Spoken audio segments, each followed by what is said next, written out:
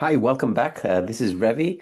I'm a private tutor and I'm here to teach you some microeconomics. So in this video, I want to talk a little bit about the equilibrium insurance market. So quite often it's a common thing to analyze an insurance market, this idea of a pooling equilibrium or a separating equilibrium, which is, in other words, is do the insurance company charge a price? So pool all the different risks together into a single pool, right?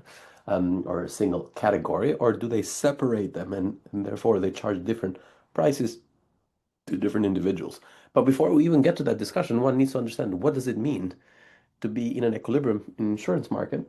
And really, the equilibrium comes from the Nash equilibrium. And if you remember from your game theory, a Nash equilibrium is a profile of strategy or a collection of strategies,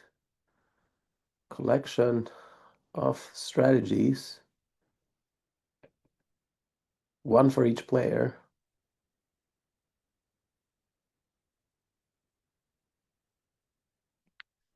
such that no player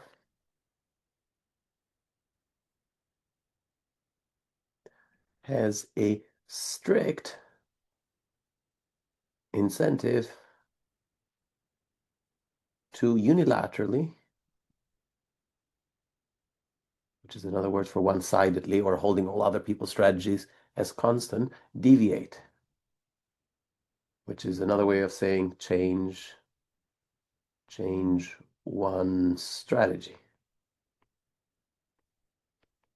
So what does it mean in this insurance market? Well, we first have to ask the question, what are the players? Who are the players? Who are the players? Well, the players are the consumers or the buyers. Buyers. Note it's plural, and not necessarily just because there are many of them, but also there could be multiple types. So it could be, for example, type 1, type 2, which could be like low risk, high risk. So we're going to have to think about the many such consumers. Um, but a very common categorization is to say we have two types of buyers. Um, and then we have insurance companies.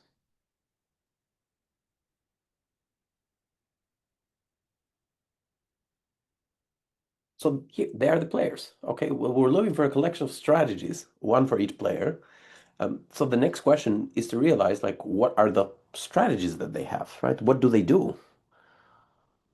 What actions are available? Well, for the buyers is simply to purchase or not purchase insurance and which one to purchase out of the available option, right? So if you think about the buyers, you have a level one is to buy or not buy. Nobody can force them to purchase insurance. And if they decide to buy, which of the available options to purchase? What about for the insurance company? Again, two level. The insurance companies or firms also have to decide to enter the market or not enter the market. No one can force them to provide such insurance, but if they do enter the market, what they have to uh, also action on is what is the package that they will provide, right? The insurance.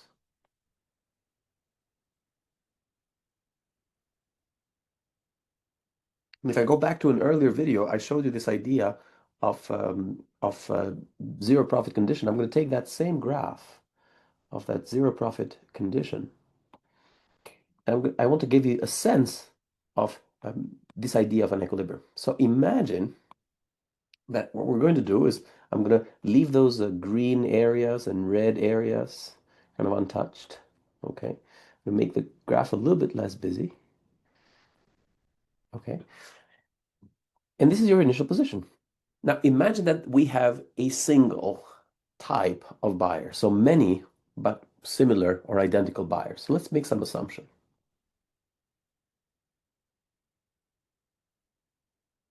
Many identical buyers. Okay. And now imagine that there is a firm that comes here and offers this insurance package. So there's a single firm. I'm going to delete this A here. Here we go. This is still the green for the consumer, red for the firm. So imagine that A is on offer. Could that be an equilibrium? Right? Could it be that there exists a single, so many identical buyers? We're also going to assume many potential, sorry, going back to the assumptions, many potential firms, and we're going to assume no barriers to entry or exit. Okay, so free entry and exit. And if you like, pause the video for a moment and ask yourself if there was only one firm giving A, the package A, to all the consumers, to this risk-averse consumers, um, would it be the case that this would be an equilibrium, that no parties would have an incentive to unilaterally deviate? So if you think about that for a moment, if you thought about that for a moment, we have to think back to the definition. Is there any of these parties? Do they have a strict incentive to unilaterally deviate? Well, let's look at the buyers. Are the buyers better off than not to purchase insurance? That's a simple answer. The answer is yes. If I were to draw a indifference curve for the buyer, it will have to go through that original thing, right?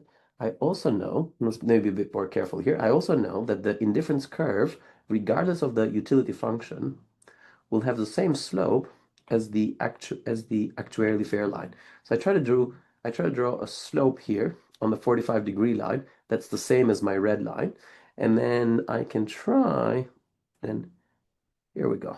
Here's an indifference curve of that consumer. So if we look at the buyers, do they have an incentive to unilaterally deviate, a strict incentive to unilaterally deviate? The answer is no. They're getting a better deal than their initial position at A. They're on a higher indifference curve, and therefore they'll have no incentive to unilaterally deviate. Okay, so that's good. What about the firm? Well, the current firm, the single firm that's providing that A, is currently making zero profit. Okay, and maybe do they have a strict incentive to unilaterally deviate? Let's think. Or does a potential new entry have a strict incentive to unilaterally deviate? Well, to look at that, we have to ask ourselves, is there a package that would be preferred to A and would still lead me to profits? And the answer to that is that there is. If we look a little bit more closely to this, so I'm going to try and copy this indifference curve and see if I can move it, duplicate this, see if I can move it so that it cuts through point A. Okay, and if I were to be careful, of course, the MRS of the indifference curve should be all the same at the 45-degree line. If you don't know that that's a property, look back at some of the previous videos to make sure that you understand that. Now, if you look at that, well, it turns out that all of this region here would give the consumer a better a better utility because they'll be on a higher indifference curve, and because they're below the actuarially fair line, they will give a firm a profit. So a new entrant, or even the firm that is currently there, could come in and offer like B, which would be profitable, and therefore will take away all the customers from there. So this would not be an equilibrium. Okay, so let's think a little bit about what should an equilibrium look like more generally. Well, more generally, we cannot have an equilibrium where insurance companies make profits. Why not? Because there's free entry and exit. If they make profit, then this idea of cream scheming, this idea of offering a slightly better deal to the consumers to steal them away will always be there. So insurance firms, under a free entry and exit assumption, must make zero profit. The other thing is that we should have no incentive to unilaterally deviate, so or effectively offer them sort of like better deals, right? So that's what kind of complicates the equilibrium, but that's the kind of thinking that you have to be able to do. So in this video, all I wanted to do is get you to think about what is an equilibrium, what does it entail, and hopefully I've managed to do that. So Point A or offering A, where all the buyers buy it, is not an equilibrium. Point B is also not an equilibrium. Okay, but it shows that there is an incentive to unilaterally deviate to B, and therefore A is not an equilibrium. And I could do the same thing, and I can ask, is B an equilibrium? The answer would be no, because there's profits to be made, and some smart firm could come in and undercut and offer a better deal than B, etc., etc. The arguments unfold. Okay. Um, but what would be an equilibrium here? Well, an equilibrium here would be to offer full actuarially fair insurance to this user. So C, for example, would be an equilibrium. All the users would be better off. You would have a tangency position right at C there. So this idea of cream scheming, so offering this B would be cream scheming. Effectively, you take well, you wouldn't quite classify as cream scheming because we only have two types of buyers here. But you get the sense that if I offer B, I can still make the users better off, but um, but make profits, right? At C, that's no longer the case, okay? Because you have exactly a tangency with that profit line. And if you want to give them something better, right, you can only do so with losses, and therefore C would be an equilibrium. I hope you find this helpful. I will see you on the next one.